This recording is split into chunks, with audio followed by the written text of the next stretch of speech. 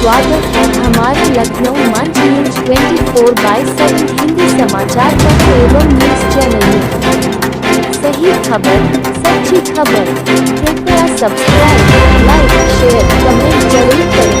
जुड़ा हुआ है डायरेक्ट या इनडायरेक्ट रूप से, उसको ये जन सूचना का जो अधिकार है उसके बारे में एक जानकारी अवश्य कि ये राइट टू इंफॉर्मेशन, राइट किसका, यानी आम जनता का राइट। तो जो जनता का राइट है, अधिकार है, वही आपका और या लोक सेवकों का वही कर्तव्य हो जाता है, वही ड्यूटी हो जाती है। तो इसको केवल एक फॉर्मेलिटी की तरह लेना नहीं, तो एक जिम्मेदारी की तरह निर्वाह करने का ये दायित्व आप सबके ऊपर है।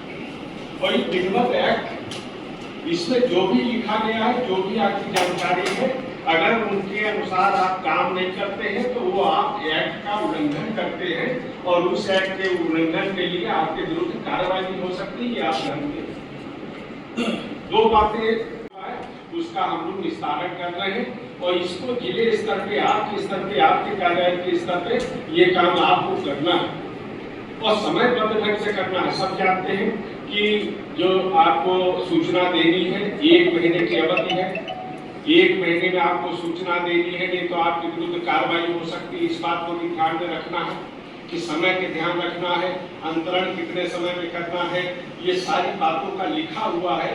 ये आप लोग इसको गंभीरता से लेंगे। अब कितने कार्यालय हैं, कितने ऑफिस है, विभाग है जिनमें प्रारूप 3 है बनाया हुआ, सबके पास है क्या? प्रारूप 3 आप नोट करें। आज मैं पहली बार मिला हूँ, इसलिए केवल आपको मैं एक टास्क दे रहा हूँ। हर महीने में एक बार मैं अवश्य आऊँगा और उसमें ये जो मैं बता के जा रहा हूँ, आपने क्या उस पर कार्रवाई की, कितनी प्रगति हुई, ये सब आपको देखना भी होगा और उनको बताना भी होगा। तो एक तो हर एक विभाग में प्रारूप 3 होना चाहिए जिसमें सारा का सारा संकलन हो और हम देख सकें कि कितना आपने उसको रिकॉर्ड किया है, कितने आवेदन को एक जगह ला के आपने इकट्ठा किया है, उसका समय बता आपने निस्तारण किया है। ये बात आप उनको बताएंगे अगली बार जब हम लोग मिलेंगे तब। दूसरा कि जन सूचना अधिकारी हैं, उनकी नेम प्लेट क्या लगी है कार्यालय में? अगर नहीं लगी, फिर मैं दोहरा रहा हूँ, आज मैं केवल आपको बता के जा रहा हूँ, उसके बाद मैं अगली बार आऊँगा कि इसमें कोई भी चीज़ ऐसी नहीं होगी जिसमें आपका उत्तर नकारात्मक होगा। अगर नकारात्मक उत्तर होगा तो मेरी उसमें प्रतिक्रिया भी नकारात्मक आएगी, ये भी आप नोट कर लीजिए। इसी तरह जन सूचना अधिकारी की नेम प्लेट होनी चाहिए, प्रथम अपीली अधिकारी की नेम प्लेट होनी चाहिए। ये काम अनिवार्य है, ये एक्ट के अनुरूप है। और दूसरा इसका एक फायदा यह है कि जनता को जानकारी है, जो आवेदन के लिए आ रहा है सीधे सीधे नेम प्लेट हुआ सीधे आपके पास चला जाएगा, क्यों वो जगह जगह इंक्वायरी करेगा। यानी जनता की हम सेवा के लिए अगर बैठे हैं तो उसको कम से कम परेशानी हो, ये ध्यान रखना भी ये हम सबका दायित्व भी है। इसके अनुसार आप कार्य करेंगे और इसके बारे में अगले मीटिंग में आप जानकारी देंगे।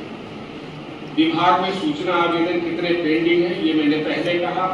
30 दिन के अंदर उपलब्ध करानी सूचना। अगर कोई बहुत दिक्कत आ रही है तो उसका एक विधिक स्पष्टीकरण भी आना चाहिए, ये भी आप लोगों को ध्यान में रखना है। और कितने समय में अंतरण करना है, ये सब भी आप जानते हैं। वो सही निर्धारित सीमा में ये कार्य होने चाहिए, क्योंकि ये मेरे अपने विचार नहीं है, आपके विचार अपने नहीं हो सकते। ये एक्ट में इसका उल्लेख है, इसलिए आपको उसको पूरा करना है, मेरे कहने से नहीं। तो एक्ट का पालन करना है। अगर एक्ट का पालन नहीं करते हैं तो सीधे सीधे माना जाएगा कि आप विधि की अवहेलना कर रहे हैं। और विधि की अवहेलना के लिए जो भी फिर उसके लिए प्रावधान है वो भी किया जाएगा। इस बातों को ध्यान में रखना चाहिए। तृतीय पक्ष की है, ये सारे कुछ आप नोट कर लें। अंतरण किसका है, व्यक्तिगत सूचना है, सारे उसको ध्यान से पढ़ के और उनका निस्तारण आप निर्धारित अवधि में करेंगे। सूचना 2 प्रतियों में कवर, ये सब सामान्य बातें हैं जिनका मैं उल्लेख कर रहा हूँ। आप सब जानते भी हैं कि 2 प्रतियों में कवर नोट होने चाहिए। रजिस्टर्ड डाक से साक्ष्य सहित उपलब्ध कराएंगे, आयोग में भी वही आएगा बाद में। और अपीलार्थी को कोई आपत्ति है तो उसका भी समय से निस्तारण करना ये जिम्मेदारी। अब जो पेंडिंग वाला फिर मैं आ रहा हूँ, इसका आप समय पर उनका समाधान करके दें।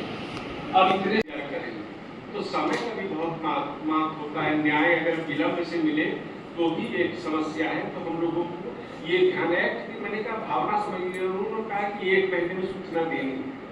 तो ये आप ये एक्ट में अगर ये समय सीमा ना लगाई जाती तो भी एक्ट तो बन ही जाता है, क्या कुछ सूचना देनी है।